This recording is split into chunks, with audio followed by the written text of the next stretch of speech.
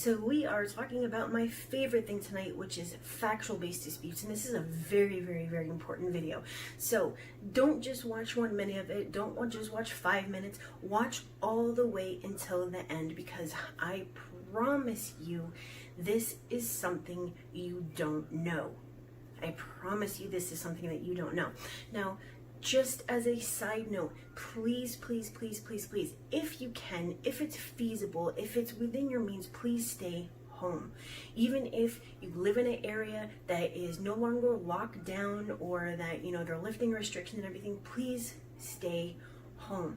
Not to sound like Jerry Springer or the dude on the news, but take care of yourselves and take care of each other. And the only way that you can do that is by taking excuse me, precautions. Okay, the only way that myself and my husband and my children are fine is that we have been proactive instead of reactive, and we have been prepared for this for quite a while. As soon as we found out about it, we got prepared, because obviously we knew that it was going to come over here. Okay, so putting that to the side, that is all I wanted to say about that. We are talking about factual-based disputes and the stuff that you don't know. The stuff that you don't know is stuff that you need to know to get your deletions. And the reason I'm saying this is because a lot of you incorrectly think that factual-based disputes are just super simple. You're just looking for the stuff that doesn't match on your credit report, and that is not true. If that were true, then my 5-year-old or my 2-year-old or my husband or, you know, my sister would be able to do it. And while my husband is my content manager, he cannot do it because he doesn't know, you know, the language and the law and all that kind of stuff. And you need to know that to get factual dispute results. Okay, so what I'm talking about is, you're not saying pursuant to this and pursuant to that, and this is the reason why that account needs to be removed because I'm going to sue you, and this is my third attempt at attempting to remove this negative item, and you've been ignoring me and all that kind of stuff. You're not saying all of that. You're, you know, obviously simply using the formula, which is telling them the reason that you're writing the letter, what you are disputing, and the reason that you're disputing it, and what you want to happen. I want it to be deleted. I want it to be corrected. You need to remove this late payment, whatever it is. But there's a step further, and this is the step that you need to pay attention to. So whatever you're doing, unless you're driving, obviously, whatever you're doing, please pay attention to me right now. Please pay attention to me right now.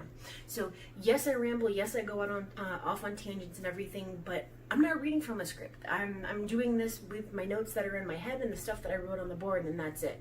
Okay, so I'm very, very passionate about what I do. I love helping people, and I'm sure that does come across, unless this is the first video that you're watching of mine. But I try to make things in order. So the things that you need to understand are, yes, we are using the law. Yes, we are using the law. So if there is not a law that supports it, then you are not going to get a deletion. You might, but it's probably going to be months and months and months of unnecessary work that you could have been where you already need to be. You could have gotten your 25, point score increase or whatever, right? But you waste time because you're not disputing correctly. You don't understand that you have to use the elements and the language that embody the law that you're citing. I'm gonna say that one more time. You must use the elements and the language that embody the law that you're citing. Okay, so in this example, we're using portfolio recovery. All right, so we have portfolio recovery. We don't need an account number because that's irrelevant, but normally it would be something like 517805. We're going to say that they have a past due listed. This is a collection account. They are a debt buyer. So some of you might know what I'm about to say. Past due 500, limit 500, and you have late payments on 1218, 319, 419, and 519. Now, I'm sure that some of you could tell me what's wrong with that, but I'm going to tell you not only what is wrong with it, but where the law is and how we use this to get our deletions. Because remember, you have to use the elements and the language that embody the law that you're citing. So you have to know that there's an actual law that exists to use this to get it removed. You can't just guess. You can't just assume. You can't just use common sense to say, oh, well, that looks incorrect. I guess I'm just going to dispute it. Because I can't tell you, and yes, this is a tangent, but I can't tell you how many times people call me and they're like, well, I disputed this, because that's one of my questions. Like, you know, have you disputed before? If so, you know, how did you dispute it? Or, you know, how did the company dispute it or whatever? And they're like, oh, well, I sent out a 609. I sent out a 609. Right? And I also stated that this charge off needs to be removed because it's charge off and there's a balance. No, dude, there's a balance because you didn't pay it. So yes, that's correct. And you just lost however much time that you took, you know, in between you disputing and obviously the time for preparation and now, okay? So the entire point is to not lose time. Yes, this is a process. Yes, they have 30 days for investigation. Yes, they can add an additional 15 days for additional information. Yes. This is a process. It doesn't happen overnight, all that kind of great stuff. But you are going to end up wasting time that you do not need to waste by disputing incorrectly, okay? So pay attention, please pay attention. Portfolio recovery, why is this incorrect? It's incorrect because there's a past due on a collection. Dude, it's a collection. Obviously, it's past due, right? A collection cannot have past due or late payments. And furthermore, they shouldn't have a limit. It's not a credit card. There's no credit. Like, what? Why is there a limit on there? Why is there a limit on there? There shouldn't be a limit, okay? Shouldn't be a past due. Should not be late payments. Let's just take limit out of there, all right? So let's just take limit out of here and look at this right here. Okay, so now we just have past due and we have late payments, okay? So the FCRA states that late payments cannot report on a collection because collections are closed-ended, unlike revolving accounts that are not closed-ended, okay?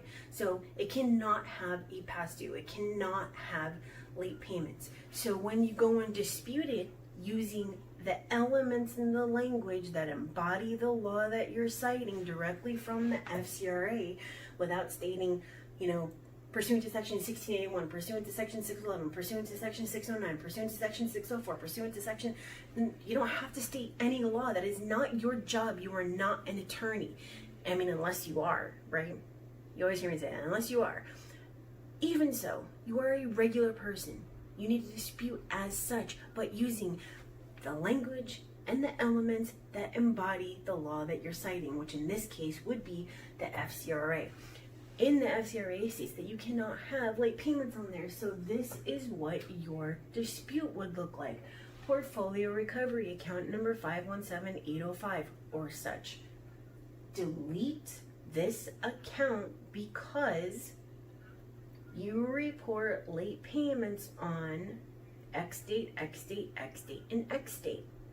Nowhere does it say that pursuant to some law in the FCRA, you're required to remove this account within 30 days of receiving my dispute due to the fact that blah, blah, blah. You're not saying any of that. Oh, and furthermore, if this is not removed within X period of time, I'm going to sue you for X amount of dollars for X violation and blah, blah, blah. You're not saying any of that. And if you do, you're making a huge mistake. You are not an attorney. You don't speak like an attorney. Okay, the entire point here is that you need to only dispute things that you know there is a specific law that upholds you asking for this correction or deletion. And you don't want to go general, because you can go general, right? That the FCRA states 3 things. And I think I have marker on my fingers. Yes, I do. The FCRA states 3 things: that an account must be accurate, complete, and verifiable. However, if you remember my last video, I let you know that Metro 2 states only 1 thing: inaccurate. So if you're looking at inaccuracy and you're looking at an account and you're saying, oh, well, Experience says this and TransUnion says this and Equifax says this, and, you know, the open date says 5/1 on here, the open date says 5/15 on here, and blah, blah, blah. You might get a deletion, but if you know me and you go back to like 2017, and I might put a video somewhere for 2017 referencing the video in my editor when I go back and edit this, you will notice that guys, you gotta listen to me. You have to be very, very specific. You have to know the law that you're talking about. You can't just go out and fish. You can't just put your hook out there and, you know, your rod, your whatever. I don't fish, so I don't know. And you can't just go fishing for a deletion. You have to be spot on and say, this is what I'm going for. This is the exact coordinates. This is the exact blah, blah, blah. And you put it in, you get your fish, you go home and you cook it, you feed your family. Hopefully it's a big one.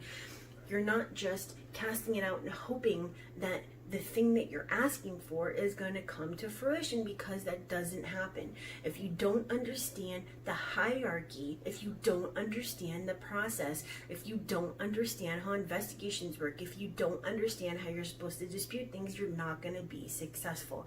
And the one way to be successful, besides not using templates and using facts directly off your credit report, is knowing how that information from your credit report is actually going to be interpreted by this computer that reads your letter, right?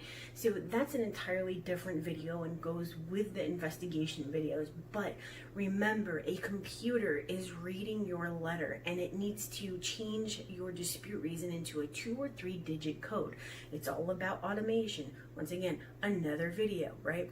But the computer needs to understand what you're saying, and when it can interpret using the elements in the language that embody the law that you're citing, then you have a greater chance that your thing is either going to be shot over to a human for whatever reason, which would be great, or that it's going to be turned into a specific 2 to 3 digit code to be sent over to the collector or creditor, and then it will be then deleted for inaccuracy.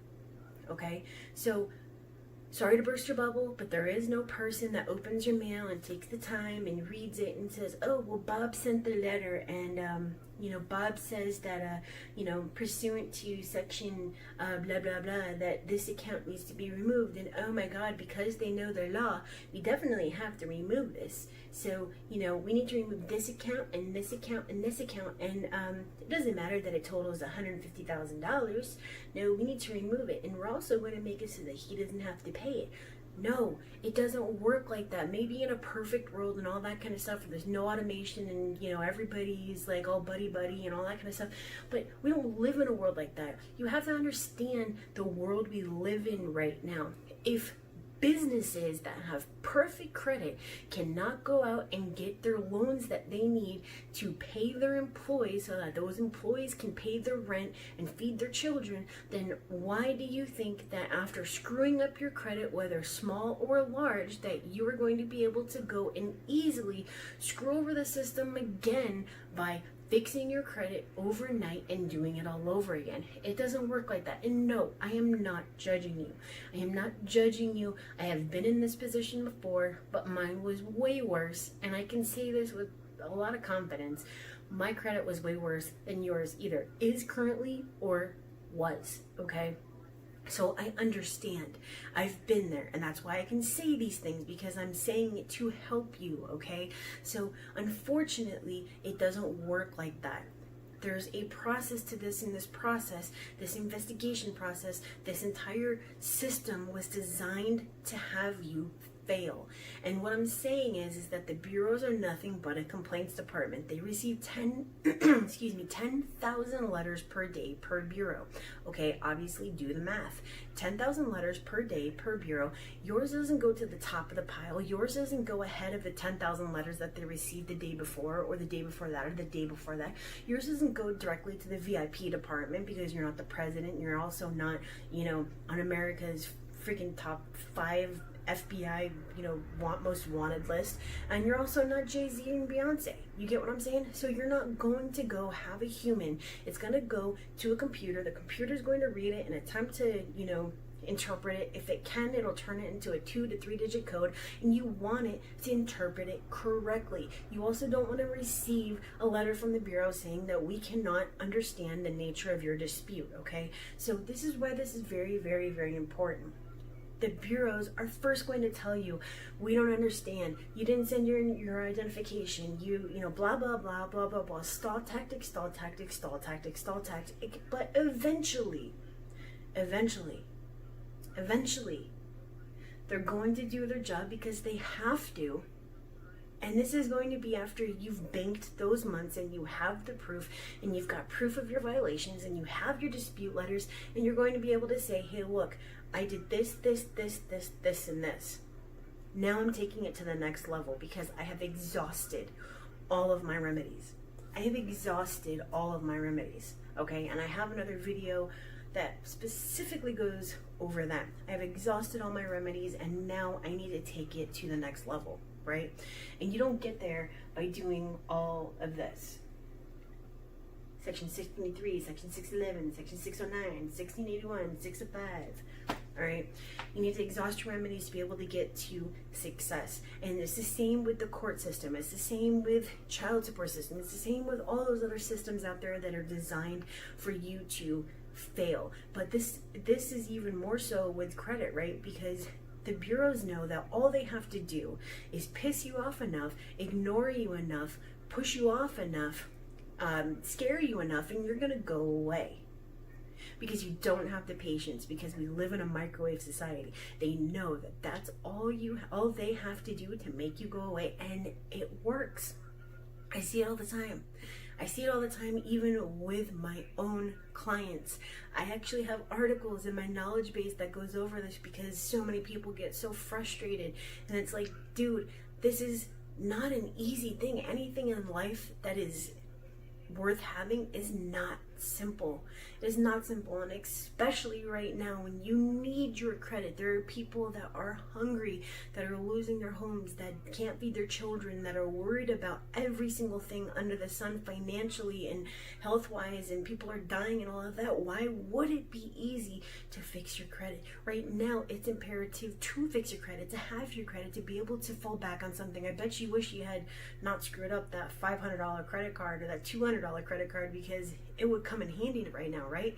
But the bureaus know this. They know that you are impatient. They know you're not going to see it through. They know all of this, and they use it against you because this is designed for you to fail. And if you don't understand that, then, you know, all I can do is continue to make these videos and, you know, to explain the process even more to you, because I guess that's just what I do. I'm here to help you, all right? So the one thing that you need to take out of this, the one thing that you need to understand is that factual-based disputes only work when they use the elements in the language that embody the law that you're citing. If there is not a specific law that upholds the deletion or correction of an account, it's not going to happen.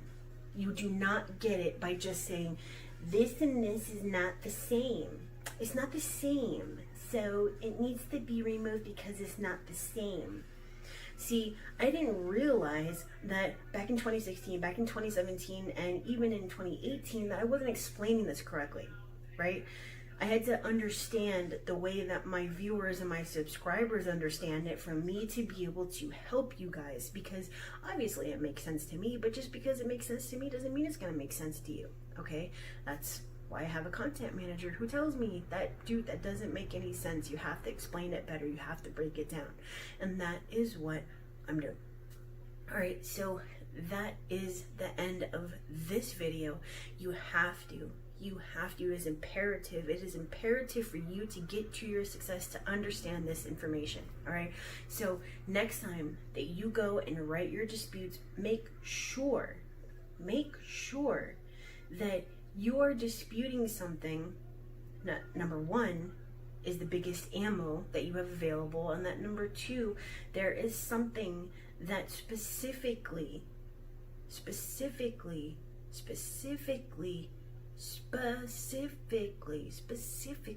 yes, I'm saying it like 10 times so that you understand that it's important, is going to be citing a law without saying it, right? That's going to get your deletion. That's all I'm saying. That's all I am saying. Okay. So I took up, I don't know how many minutes, because I can't see my camera from right here, but however long that took, I hope I explained this. I hope it makes sense. And if it doesn't, maybe you'll get it on throughout the next 300 videos that I make. All right. So that is it on this video. My name is Kristen. Make sure to watch one of the other videos that pop up on your screen somewhere. And if not, schedule a call with me to see if I can help you. Not an advice call, but to take over your file. All right. And there's also a bunch of videos for you to watch if you have questions on the actual program. All right, guys, I will see you later.